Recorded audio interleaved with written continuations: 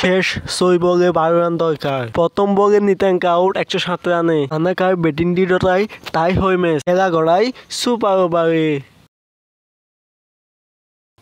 ওভারে শ্রীলঙ্কাকে হারিয়েছে ভারত। শ্রীলঙ্কা মাত্র 2 রান করে। জবাবে 1 বল খেলে জয় তুলে নেয় টিম ইন্ডিয়া। এর আগে টস হেরে মারমুখী ব্যাটিং করে ভারত। অভিষেক বরাবরের মতোই আগ্রাসী ব্যাট চালান এবং শুভমান গিলের ইনিংস নামে দ্রুত।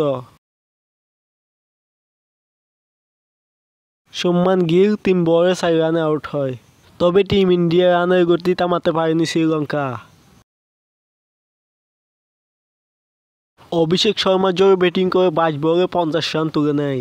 অভিষেকের এই আসরে টানা 3টি 50। ভারত 6 ওভারে 71 রানের উইকেট হারায়। অধিনায়ক সূর্যকুমার 13 বলে 12 রান করে বিদায় নেয়। অভিষেক শর্মা আউট আশাঙ্কার বলে। অভিষেক শর্মা 31 বলে 61 রান। তিলক বর্মা ও সঞ্জু স্যামসন দ্রুত রান তোলেন। 10 ওভারে 3 উইকেটে 100 রান সংগ্রহ করে ভারত। 15 ওভারে 3 উইকেটে 150। 23 বলে 39 রান করে আউট হয় সঞ্জু স্যামসন। হার্দিক পান্ডিয়া 3 বলে 2 রান। তিলক বর্মা আস্থার সাথে ব্যাটিং করেন।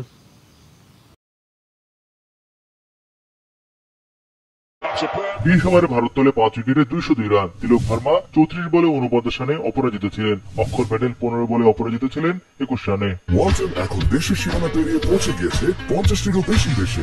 ওয়ালটন ঘরে ঘরে বিশ্বজুড়ে। 203 রানে বিশাল টার্গেটে নেমে প্রথম ওভারেই উইকেট হারায় শ্রীলঙ্কা। কুশল মেন্ডিস গোল্ডেন ডাক। তবে পাথব নিসাঙ্কা ও কুশল পেরেরা দারুণ ব্যাটিং করেন। টানা 3 ম্যাচে ব্যর্থ নিসাঙ্কা এবার জ্বলে ওঠেন। তার বিধ্বংসী ব্যাটিং এ 4.3 ওভারে লঙ্কান তোলে 50। 6 ওভার শেষে সংগ্রহ 1 উইকেটে 72 রান। নিসাঙ্কা 25 বলে 50 পূর্ণ করেন। কুশল পেরেরাও দ্রুত গতিতে রান তোলেন। এই বাঁহাতি ব্যাটারও 25 বলে পূরণ করেন 50।